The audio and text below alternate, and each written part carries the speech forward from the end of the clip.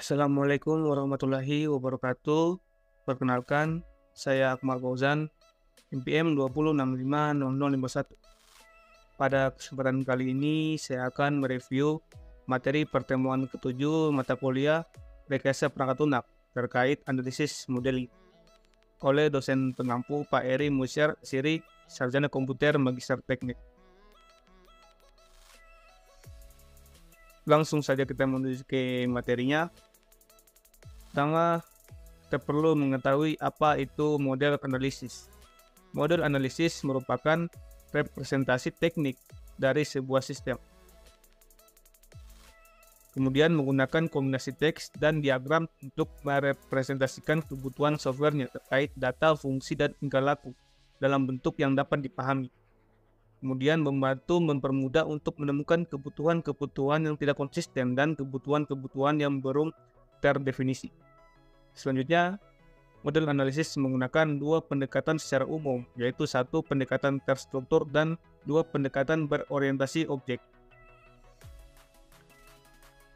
Kemudian tujuan model analisis.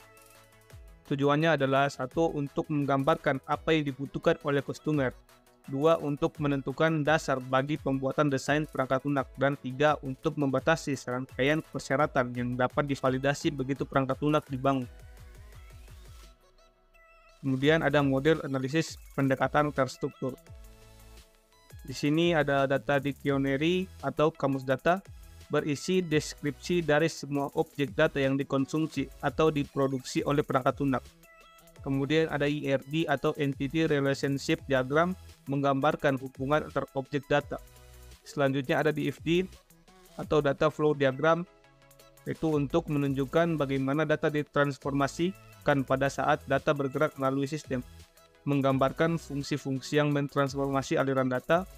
Setiap fungsi yang direpresentasikan dalam DFD dijelaskan dengan menggunakan sebuah proses specification atau PSPIC. Selanjutnya ada STD atau State Transition Diagram, yaitu untuk menunjukkan bagaimana sistem bertingkah laku sebagai akibat menjadi eksternal. State digunakan untuk merepresentasikan model tingkah laku informasi tambahan mengenai aspek kontrol dari perangkat lunak dimasukkan dalam Control Specification atau biasa disebut CSPEC. Kemudian ada struktur model analisis. Jadi ini adalah contoh struktur model analisis. Selanjutnya pemodelan data atau ERD.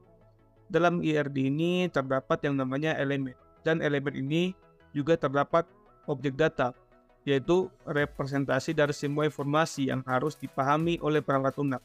Dapat berupa orang, benda, event, tempat, unit, organisasi, dan lain-lain. Kemudian ada atribut. Atribut ini yaitu properti dari suatu objek data, berguna untuk memberi nama suatu objek data, untuk menggambarkan karakteristik objek data, dan untuk membuat referensi untuk objek data lain. Kemudian ada relasi. Relasi ini yaitu untuk mengindikasikan bagaimana objek data dihubungkan dengan objek data yang lain. Selanjutnya ada contoh objek data, atribut, dan relasi. Di sini ada contoh objek manusia yang berrelationship dengan mobil. Untuk pada objek manusianya, di sini atributnya kita bisa ambil namanya, alamatnya, umurnya, dan nomor relationship pengemudinya. Dan untuk mobilnya, kita bisa mengambil make-nya, modelnya, ID numbernya, tipe bodinya, dan warnanya. Selanjutnya ada cardinality, yaitu untuk menggambarkan jumlah entity yang dapat dihubungkan dengan entity lain melalui relasi. Ini ada contohnya, ada one to one, one to many, dan many to many. Selanjutnya ada permodelan fungsional dan aliran informasi atau biasa disingkat DFD. DFD ini berfungsi untuk menunjukkan hubungan antara eksternal entities, proses, data, item, dan data store. DFD tidak menunjukkan prosedur secara detail, tetapi hanya aliran data melalui perangkat lunak. DFD dapat dipartisi ke level-level berikutnya, yang merepresentasikan aliran informasi yang lebih detail. Di FD level 0 disebut juga diagram konteks yang merepresentasikan seluruh elemen sistem. Kemudian di FD level 0 dapat dipartisi ke level-level berikutnya untuk menggambarkan proses yang lebih detail. Selanjutnya ada behavioral modeling. Jadi behavioral modeling ini mendeskripsikan status sistem yang dapat muncul ketika perangkat lunak digunakan. Bisa juga mendeskripsikan kelakuan sistem. Untuk tools-toolsnya yaitu ada State Trans Diagram atau STD dan Control Specification atau GSPEC. Dan umumnya digunakan pada sistem waktu nyata seperti embedded system dan sistem kontrol. Selanjutnya ada State Transition Diagram atau biasa disingkat STD, yaitu merepresentasikan tingkah laku dari suatu sistem dengan menggambarkan keadaan atau state dan kejadian yang menyebabkan sistem mengubah keadaan. STD mengindikasi aksi seperti aktivasi seperti yang diambil sebagai konsekuensi terhadap event tertentu. Selanjutnya ada contoh STD untuk sistem embedded pada mesin penjual minuman otomatis.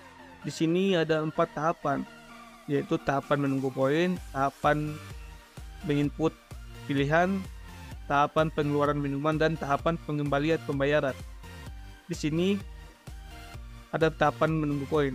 Tahapan ini akan menginisialisasi dan menunggu pengguna atau user memasukkan koin baru.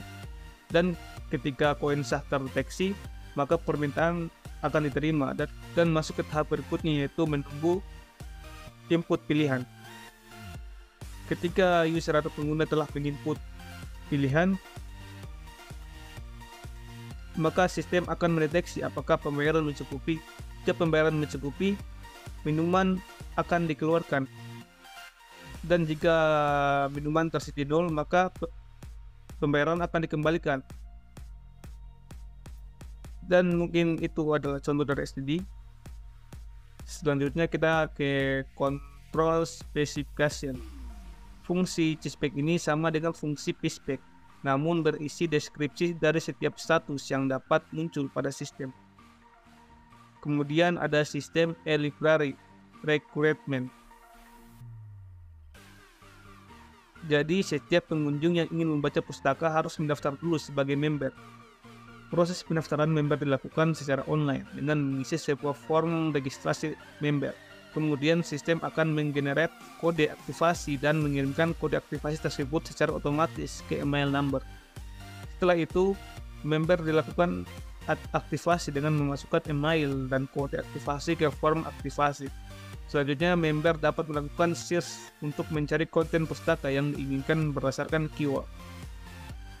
Sebelum membaca pustaka, member harus terlebih dahulu melakukan login ke sistem dengan menginputkan email sebagai user ID dan password melalui form login. Sistem akan melakukan validasi jika email dan password valid, maka user bisa membaca konten pustaka. Jika tidak, maka akan muncul peringatan bahwa user ID salah. Selanjutnya, pengolahan konten pustaka dilakukan oleh seorang admin. Pengolahan konten pustaka terdiri dari proses penambahan, itu upload dan konten, dan update konten.